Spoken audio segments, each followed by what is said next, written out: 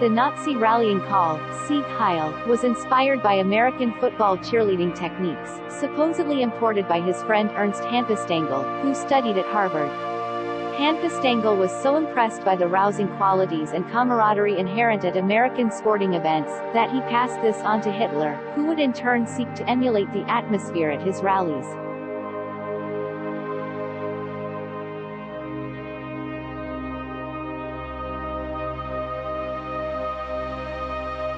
Vegetarianism would not be typically associated with a man known for merciless killing on such a vast scale. However, Hitler's dietary disposition did not stem from moral implications. Supposedly, Hitler made the decision to become vegetarian following the autopsy of former girlfriend and niece, Jelly, who committed suicide by shooting herself in the heart.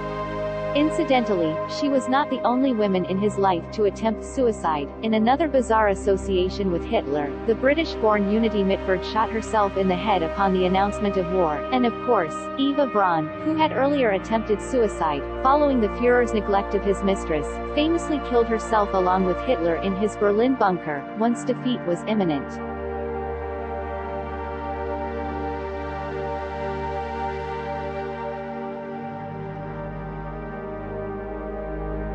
Before the outbreak of World War I, in May 1913, the future dictator actually fled Vienna for Munich, seemingly in attempt to avoid military service. He was arrested in January of the following year, facing a fine and a year's imprisonment if found guilty of seeking to circumvent enlistment.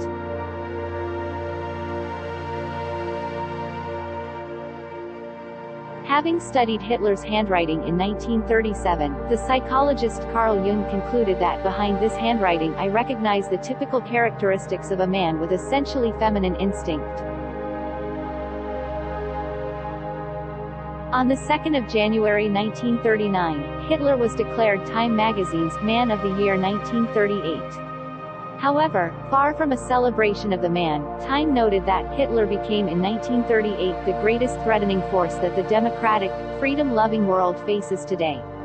The article continues, the man most responsible for this world tragedy is a moody, brooding, unprepossessing, 49-year-old Austria-born ascetic with a Charlie Chaplin mustache, sick.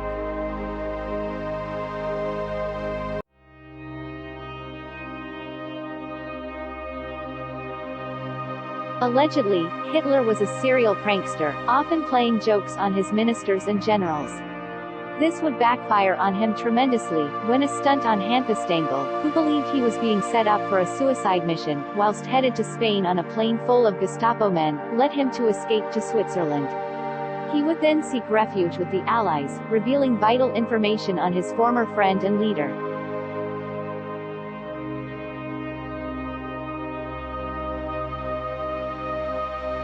Hitler had an incredibly sweet tooth, eating up to 2 pounds of chocolate per day, and even adding sugar to red wine before consuming it. The superstitions of great dictators often rouse much interest. A secret profile compiled by the OSS in 1942 found that Hitler would never remove his coat in public, however hot he may have been. Whether this stemmed from a particular superstition, or simply his greater mission to maintain his ordered, authoritative presence remains to be substantiated.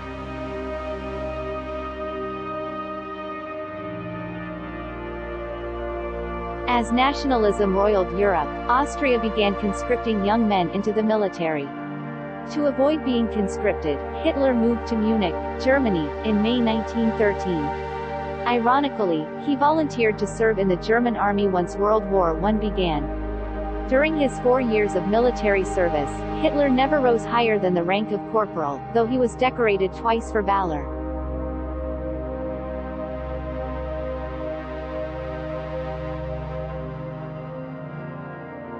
Like many on the losing side of World War I, Hitler was furious at Germany's capitulation and the harsh penalties that the Treaty of Versailles, which officially ended the war, imposed.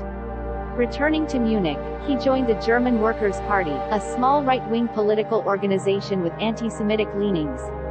Hitler soon became the party's leader, created a 25-point platform for the party, and established the swastika as the party's symbol. In 1920, the party's name was changed to National Socialist German Workers' Party, commonly known as the Nazi Party. Over the next several years, Hitler often gave public speeches that gained him attention, followers, and financial support.